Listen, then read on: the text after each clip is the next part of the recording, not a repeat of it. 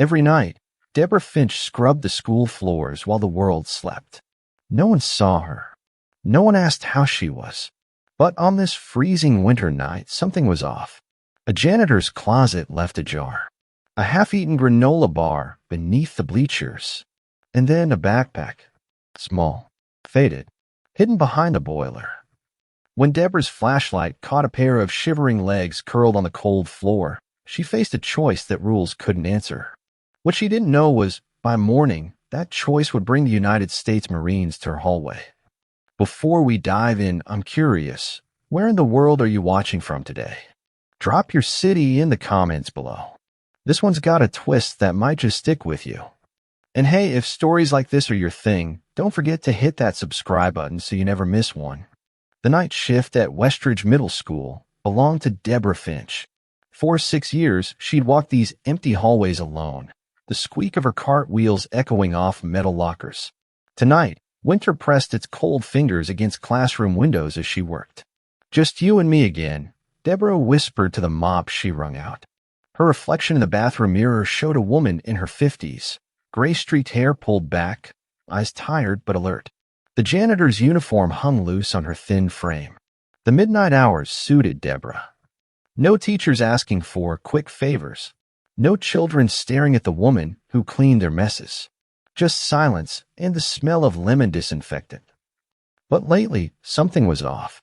2 weeks ago, she found a half-eaten granola bar under the gym bleachers. Last Friday, a water fountain ran dry overnight. Yesterday, a bathroom paper towel dispenser emptied faster than it should have. Small things. Things no one else would notice. Someone was in her school after hours. Debra's cart stopped outside the boiler room. The door stood cracked open, a sliver of darkness she knew she'd closed earlier. Her heart quickened. She should call security. Instead, she reached for her flashlight. The beam cut through darkness, sweeping over hulking machinery until it caught something out of place. Backpack. Small. Blue. Worn at the edges. A child's backpack. Debra's throat tightened. 20 years in the foster system as a girl had taught her what desperate looked like. Something pulled her forward, the same something that made her leave granola bars in her cart's bottom drawer lately. Behind the boiler, her light found a small sneaker. Then another. Connected to legs. A boy, no older than 12, curled against the wall. Asleep. Shivering. Debra turned her light away, not wanting to blind him. But the movement was enough. The boy's eyes snapped open, wide with fear, dark with exhaustion.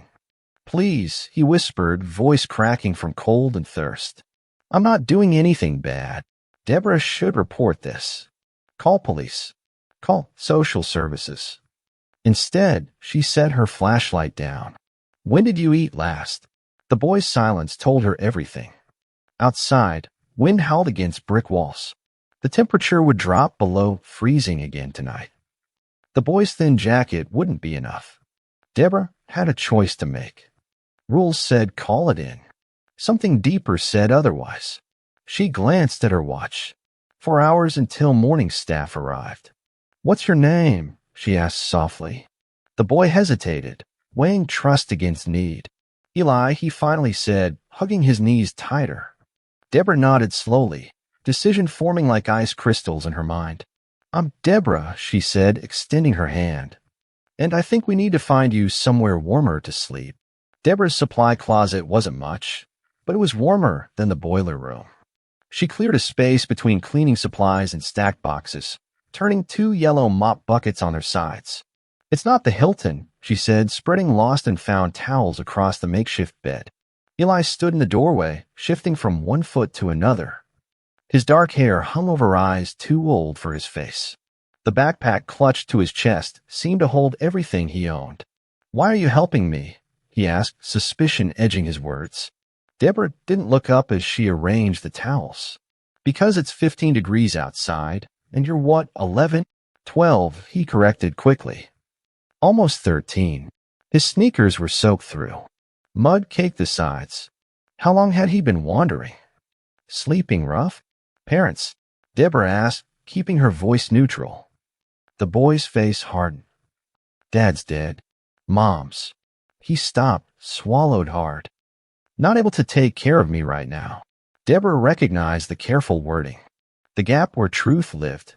She reached into her lunch bag, pulled out a sandwich, apple, and water bottle. Here. Eli stared at the food, hunger fighting pride. I'm breaking about 6 school policies right now, Debra said quietly. Could lose my job. So don't waste my time pretending you're not hungry. That broke through. The boy took the food, demolished the sandwich in 4 bites. As he ate, Debra noticed something hanging around his neck. Dog tags, partially hidden under his shirt. Military issue. The school's hallway clock ticked toward midnight. Footsteps approached, the night security guard making rounds. Quick, Debra whispered, ushering Eli into the closet. She stepped out, pulled the door nearly closed, and began mopping the corridor floor. Evening, Carl, she called as the guard rounded the corner. Working late again, Deb? The flashlight beam swept past her, lingering on the supply closet. Her heart hammered. These floors won't clean themselves. After Carl moved on, Debra returned to the closet. Eli had curled up on a mop bucket bed, already half asleep. The sandwich wrapper lay empty beside him. Just tonight, she told herself. Just until morning. But as she covered him with a blanket from the lost and found bin, her fingers brushed the dog tags. Names became visible in the dim light. Harper Michael J. USMC. United States Marine Corps. Eli stirred. He was a hero, he mumbled, eyes still closed. That's what they told me when they gave Mom the flag. Debra's hand froze. Her wedding ring, the one she still wore, caught the light. James Finch. Also a Marine. Also gone, though in a different way. Outside, the security camera turned slowly toward the hallway. Tomorrow would bring questions. Consequences. A boy who couldn't stay, and a janitor who couldn't look away. But tonight, in the quiet warmth of a supply closet, Debra made a silent promise to a Marine she'd never met. Morning arrived with harsh fluorescent lights and distant voices. Debra had spent the night alternating between cleaning and checking on Eli. Now she gently shook the boy awake.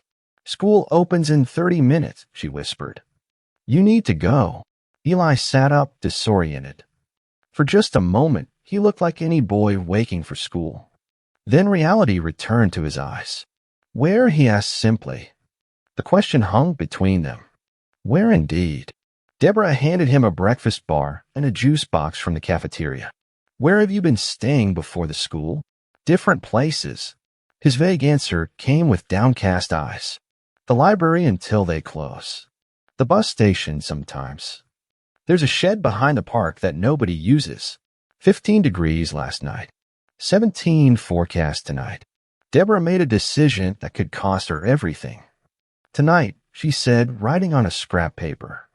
Behind the school. 8 o'clock. I'll leave the maintenance door unlocked. My number, if you need anything before then. Eli stared at the paper, then at her. Why? Before she could answer, the janitor's radio crackled. Debra, you there? We've got a situation in the gymnasium. Her supervisor's voice sounded irritated. I'll check it now, she responded, then turned to Eli. Out the side door. Go. As he gathered his things, dog tags clinking softly, she asked, Your father, when? Afghanistan. 3 years ago. He paused. Mom never got over it. Then he was gone, slipping out just as the first teachers arrived. In the gymnasium, Debra found her supervisor, Teresa, inspecting mud tracks across the recently polished floor. Someone's been in here after hours, Teresa said, eyes narrowing. You're supposed to secure all doors during your shift. Must have missed one, Debra replied, heart racing. Won't happen again. Teresa studied her face. Principal Winters is already concerned about budget cuts. Giving him reasons to reduce night staff isn't smart, Debra. The warning was clear. She couldn't afford to lose this job, not with her sister's medical bills piling up, not with rent increasing again next month.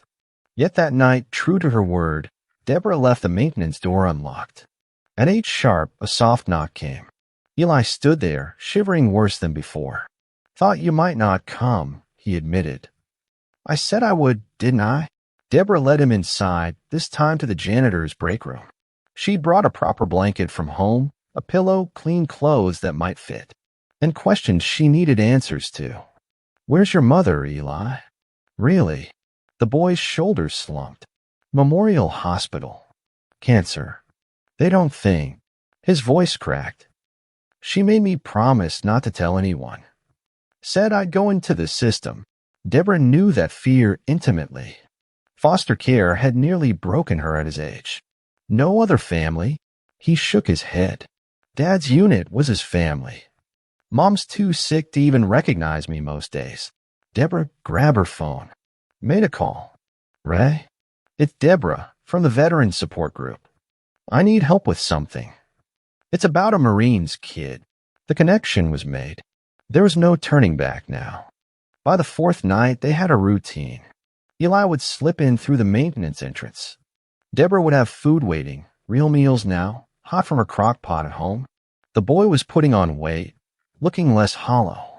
But risks were mounting. "Someone's been accessing the teacher's lounge refrigerator," Teresa informed Debra Friday morning. "Food missing. And the shower in the gym's been used." Debra kept her face neutral while scrubbing graffiti from a locker. Probably the basketball team staying late. Teresa wasn't convinced.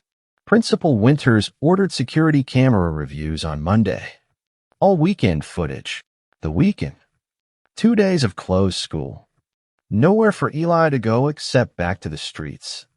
That evening, Debra found the boy in their meeting spot, but something was wrong. His eyes were red-rimmed, his breathing shallow. "Mom's worse," he whispered. "Nurse says maybe days." "I snuck in to see her, but she didn't know me." Debra's heart cracked. "You should be with her.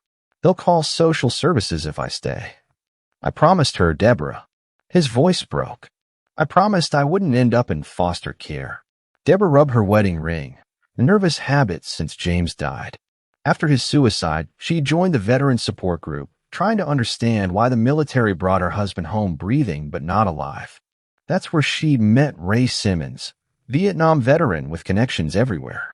She called him 4 days ago about Eli, and tonight he was finally calling back. "Debra, it's Ray. That name you gave me, Harper. Michael J. Harper. You found something."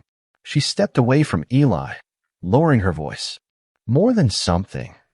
Staff Sergeant Harper died, saving his entire unit in Helmand Province.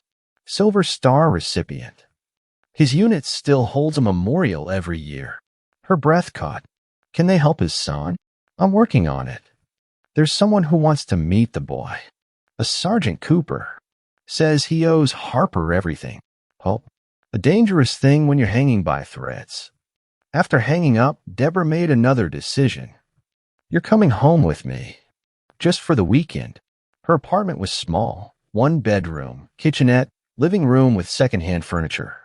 Not much, but it was clean. Safe. "Bathroom's there," she pointed. "You take the bed, I'll use the couch." Eli stood awkwardly in the center of her living room. "Won't you get in trouble?" Trouble didn't begin to cover it.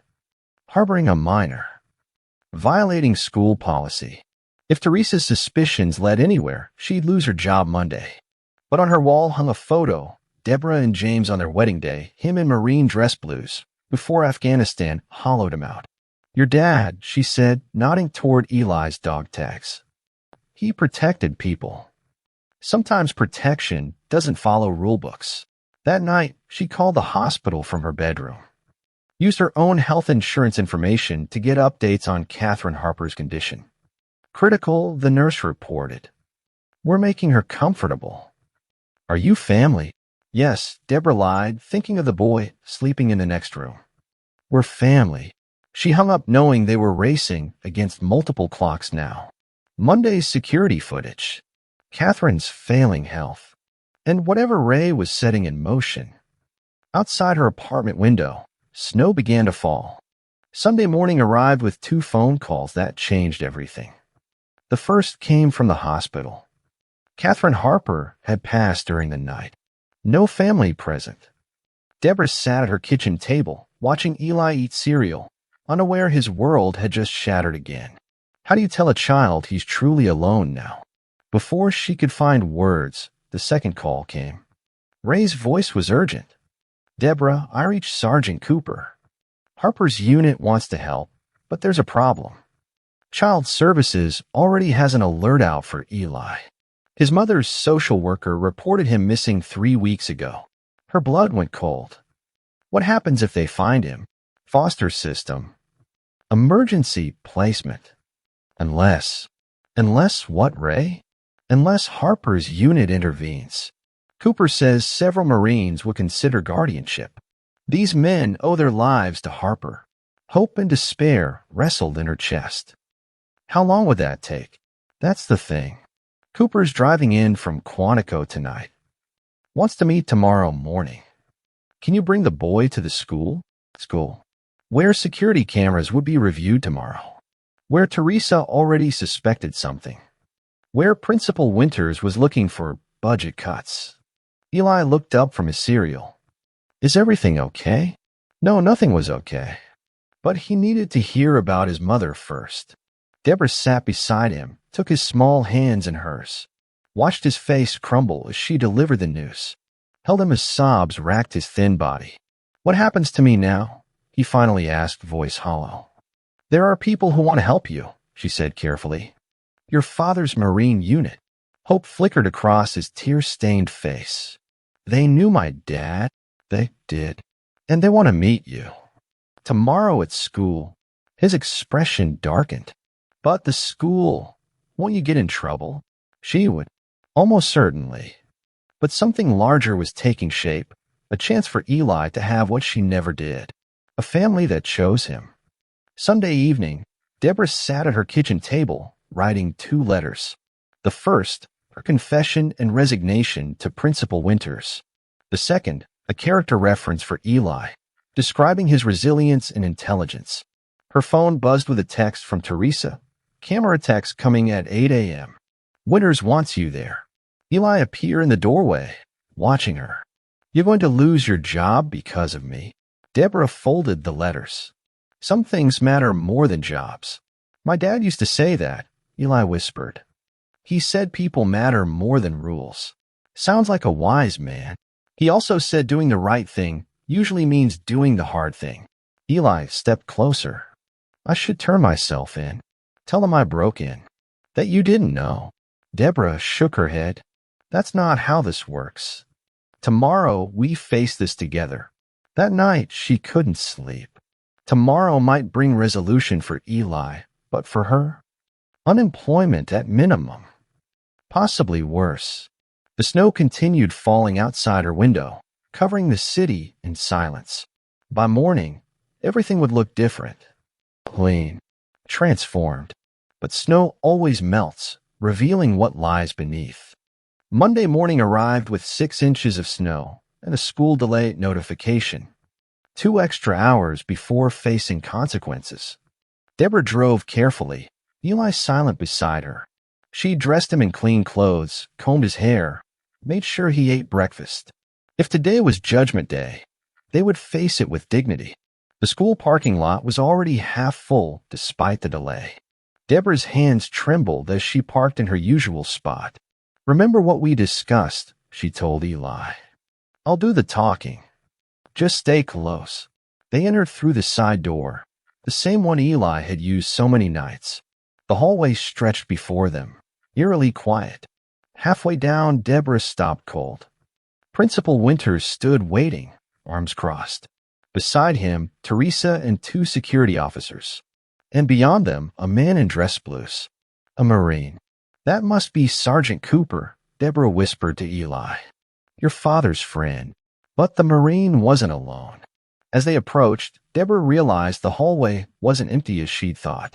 Along both walls stood more Marines in full dress uniform, at least 20 of them. Silent, solemn, at attention. Eli froze. What's happening? Debra's confusion matched his. This wasn't an arrest. This was something else entirely. Principal Winters stepped forward first. His face gave nothing away. Ms. Finch, I believe you have something to explain. Debra squared her shoulders, resignation letter ready in her pocket. Yes, sir, I do. I've been harboring the son of an American hero, Winters finished, his stern expression finally softening. I know. Confusion must have shown on her face, because Teresa spoke next. We've known since Wednesday, Deborah. The night cameras caught you bringing food to the supply closet. The Marine, Sergeant Cooper, according to his nameplate, stepped forward. Tall, with a weathered face and eyes that had seen too much. You must be Eli, he said, voice surprisingly gentle. Your father saved my life, and the lives of every Marine standing in this hallway. Eli's eyes widened, taking in a line of uniform-clad men and women. All of you knew my dad. We did, Cooper confirmed. And when Mr. Simmons contacted us about your situation, we made some calls. Principal Winters cleared his throat. The school board has been fully briefed. No charges will be filed. As for Ms. Finch's employment, he paused. Her actions, while against policy, were in keeping with our school's highest values. Relief washed over Deborah, but confusion remained. This wasn't the confrontation she'd expected. Sergeant Cooper knelt to Eli's eye level. Your father once jumped on a grenade to save our unit. He survived, barely, but never fully recovered. He was the bravest man I've ever known. Eli's chin trembled. Mom never told me exactly what happened. She wouldn't want you carrying that weight, Cooper said gently. But now we're here to carry you. If you'll let us. One by one, the Marines stepped forward, introducing themselves to Eli. Each had a story about Michael Harper, his humor, his loyalty, his sacrifice. Deborah stood back, watching the boy's face transform with each handshake, each memory shared. For the first time, he was seeing his father through new eyes, learning the legacy he carried.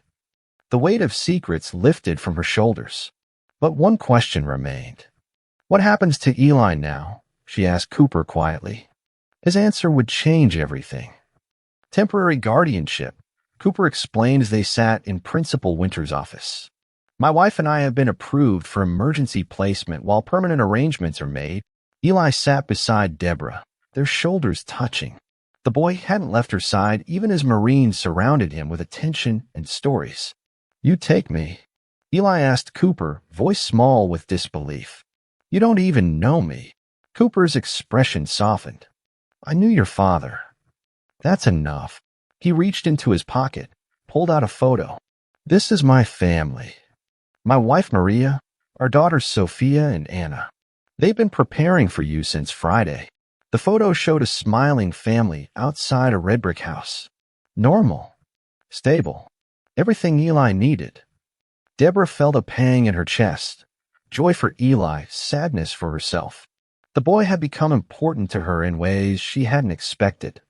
Principal Winters cleared his throat. There's still the matter of Ms. Finch violating school policy. Cooper straightened in his chair. With respect, sir, the Marines take care of their own. Ms. Finch was protecting the child of one of our fallen. That makes her family, too. Family. The word hung in the air. Nevertheless, Winters continued, actions have consequences. Deborah nodded, resigned. I understand, sir. I'll clean out my locker today. That won't be necessary, Winters said, surprising her. The board has asked that you instead help develop protocols for identifying and assisting students in crisis. With compensation for the additional responsibility, of course. Relief flooded through her. Not fired. Promoted. Cooper turned to Eli.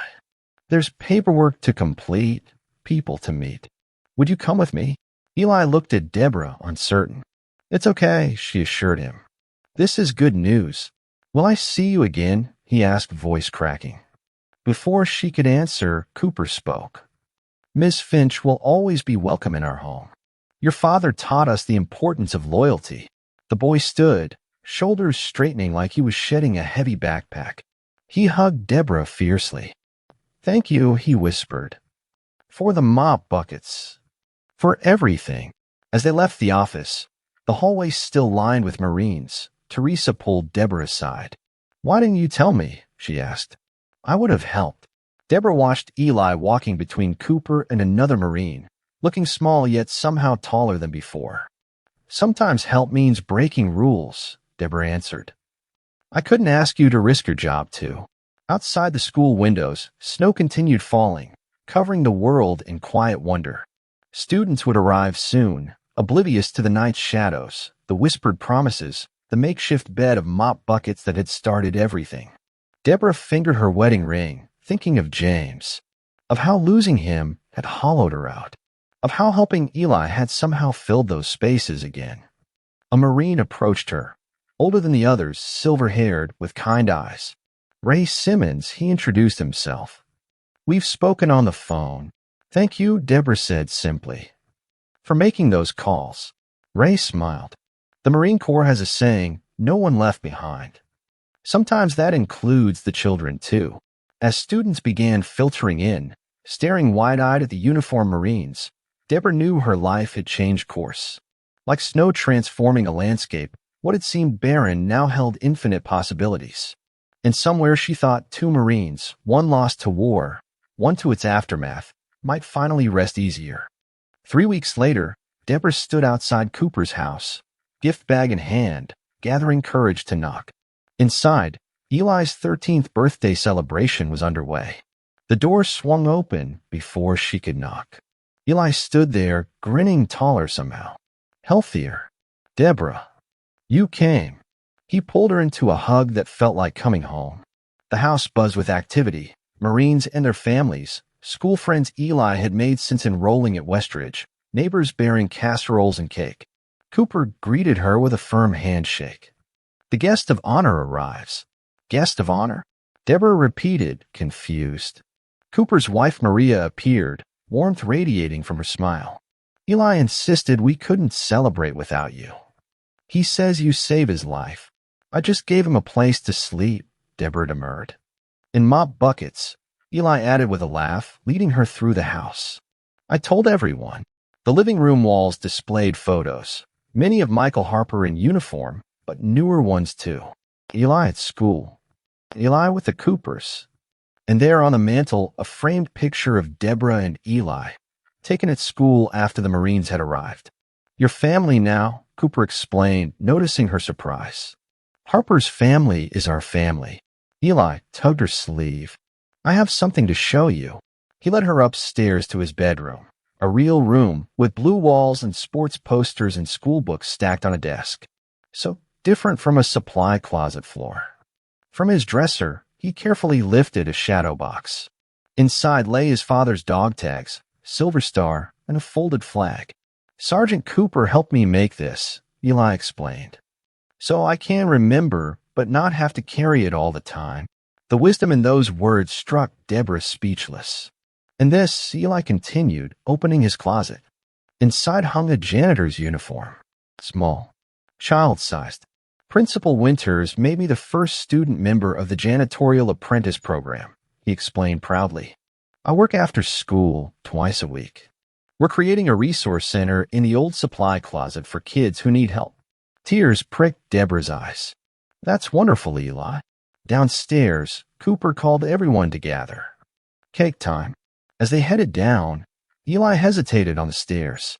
My mom died never knowing I was okay, he said quietly. That used to make me angry. But now I think, maybe she did know. Maybe she sent me to that school because she knew someone would help. Debra thought of all the small decisions, unlocking a door, sharing a sandwich, breaking rules, that had led to this moment. In the living room, candles glowed on a cake. Friends and Marines gathered around, this makeshift family created from loss and loyalty. Cooper raised his glass. A toast. To Eli, who reminds us why we serve. To Michael, who gave everything. And to Debra Finch, who taught us all that sometimes the bravest acts happen not on battlefields, but in school supply closets. Cheers erupted. Eli blew out his candles. Later, as the party wound down, Ray Simmons approached Debra with an envelope. The Veteran Support Group is expanding, he explained. We need someone to coordinate our school outreach program. Someone who understands both systems. The board unanimously voted to offer you the position. The letter inside confirmed it, a full-time job with benefits, working with military families and schools to identify children in crisis. I don't know what to say, Debra whispered. Ray smiled. Say you'll help us make sure no more kids sleep in mop buckets. Across the room, Eli laughed with Cooper's daughters, belonging completely. Sometimes family forms in the strangest places. Sometimes heroes wear janitor's uniforms. And sometimes the bravest thing is simply opening a door when the world grows cold. 1 year later, Debra walked the hallways of Westridge Middle School, no longer pushing a mop cart but carrying a binder of resource materials. The former supply closet had been transformed into Harper's Haven, a crisis intervention space for students facing homelessness, family illness, or other emergencies. Principal Winters fell into step beside her. Program's been copied by 6 schools in the district now, he noted with pride. The board is thrilled. We've identified 32 students in housing crisis this year alone, Debra replied. That's 32 kids not sleeping in parks or abandoned buildings. Students called greetings as they passed. Ms. Finch. Hey, Deb. Her status had changed from invisible janitor to someone everyone knew. You're giving a talk at the Military Family Symposium next month, correct? Winters asked. Debra nodded. Public speaking still terrified her, but Eli had insisted she tell their story. The Cooper family will be there, too. Eli's adoption was finalized last week. Winters smiled. I heard. The Marines do nothing halfway, do they? Not in my experience, Debra agreed. Ahead, Teresa appeared from the custodial office, now running the department Debra had once worked in. Someone here to see you, Teresa said with a knowing smile. In Harper's Haven, Debra quickened her pace, curious. Opening the door to the former supply closet, she found Eli waiting, now 14 and growing like a weed. Beside him stood Cooper and a line of 7 Marines in dress uniform. Surprise inspection, Eli announced with a grin. Cooper stepped forward. Not exactly. We're here on official business. From behind his back, he produced a framed certificate. The Commandant of the Marine Corps has authorized the creation of the Harper Finch Military Child Advocacy Program to be implemented at bases nationwide. Debra's hand flew to her mouth. Harper Finch. Dad saved their lives, Eli said. You saved mine. The Marines think both deserve recognition. A female Marine stepped forward. Captain Reynolds, according to her nameplate. Ms. Finch, your program design has been approved for funding. We need someone to oversee implementation. Cooper smiled. The position is yours if you want it. A job with the Marines. Working with military children. Expanding what she'd started here. The offer left her breathless. I'm not military, she stammered. Neither are most military children, Captain Reynolds pointed out. That's why we need your perspective. Eli watched her, eyes bright with hope. He wore his father's dog tags outside his shirt today, no longer hiding his past but honoring it. Say yes, he urged. Think how many kids you could help. Debra thought of the night she'd found a shivering boy behind a boiler. How easily she might have made a different choice. Called security. Followed rules. Walked away. Yes, she said simply. I accept. The Marines broke into applause, a sound that carried into the hallway, drawing curious students who peered through the doorway. Later, as Eli helped her gather materials for her new position, he grew quiet. What's on your mind? Debra asked gently. Do you think my dad would be proud? Of everything that happened, Debra looked around at the room that had once been just a closet, at the resources that would help countless children, at the boy who had become the catalyst for it all. I think, she said carefully, that your father jumped on a grenade to save his unit. And you, by being brave enough to survive, by trusting a janitor with mop buckets, helped create something that will save many more. Eli nodded, understanding dawning in his eyes. Outside the window, spring had replaced winter's harsh grip. Students played on greening fields, carefree in the afternoon sun. But Debra knew that somewhere, always, another child waited in the cold. Another makeshift bed needed making. Another hand needed extending. Thanks to a janitor, a boy, and a line of Marines who understood sacrifice, fewer would wait alone. Ready to go home? Eli asked, shouldering his backpack, new, sturdy, full of homework rather than all his worldly possessions. Home, Deborah agreed, the word no longer meaning her empty apartment, but something larger. Something found rather than built. Together they walked the hallway where Marines had once stood at attention, where kindness had been recognized, where a small act of compassion had grown into something neither could have imagined. Sometimes the smallest shelter, even one made of mop buckets, can change everything. That's where the story comes to a close. Was that ending what you expected, or did it catch you off guard? I'd love to hear your thoughts in the comments. If you've made it this far, you're clearly part of the story-loving crew. Subscribe now, because stories like this, you won't find them anywhere else. Keep the momentum, click and keep watching.